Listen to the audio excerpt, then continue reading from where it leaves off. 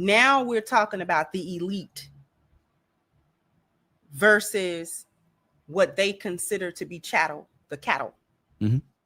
The elite operate on capitalism. Yes. They have us operating in socialism. Yeah.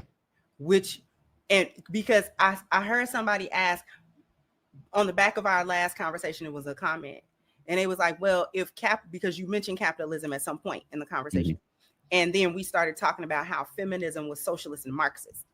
And they were like, well, how is feminism socialist and Marxist, but it's capitalist? I'm like, listen, I can't wait to talk about that. And I did not respond to that comment just because I didn't respond to the comment. But what we have to understand is who is the capitalist and who is the socialist, and how do they, the mysterious they that everybody refers to, right? Who we're talking about, the so-called elites, these rich, wealthy families, only a few of them. 13 families. Let's just put it out there. The 13 families. There's just 13 of them. 13 families. That's it.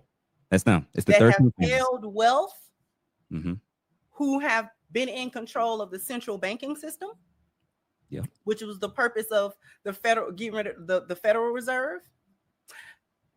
I showed a clip probably a year and a half ago of this man. He's passed now, named Aaron Russo.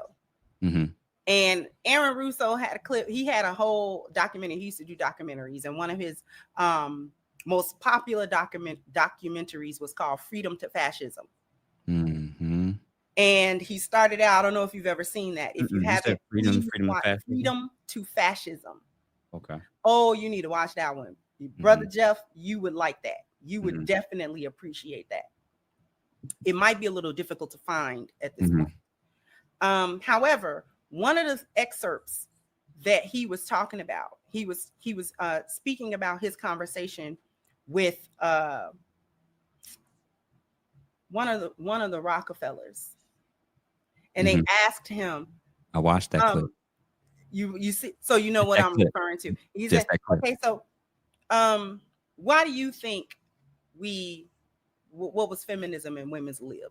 Why do you think we started that?" And he was like, he gave the cookie cutter, the answer everybody was fed. We're uplifting and empowering women. And he said he laughed at them. No, that's not why.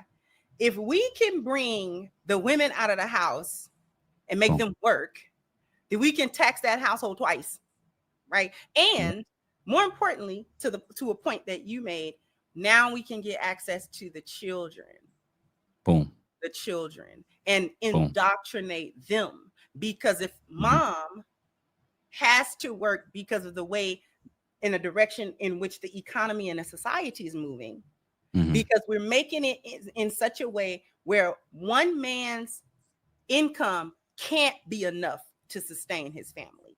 He would have to make so much X amount of money in order to support just him and like 2 kids with his wife, right? That becomes this huge expense when you had men that were able to go to the Ford company in Detroit, right?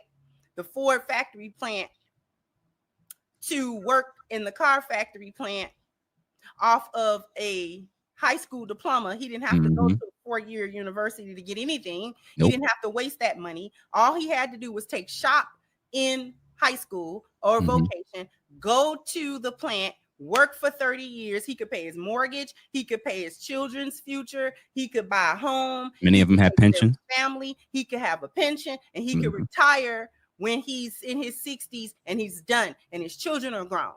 Yeah. See, people could achieve the so-called American dream. Yeah. But if I'm an elite, first of all, too many people are difficult to control, even mentally. Yes. All of these things are so intertwined. Even when you talked about how is it that we were outnumbering our so-called slave masters and still could not manage, even with the revolts, even because it wasn't like there were no revolts. We were constantly in revolt to this. So why did it take so long to finally break that chain? And it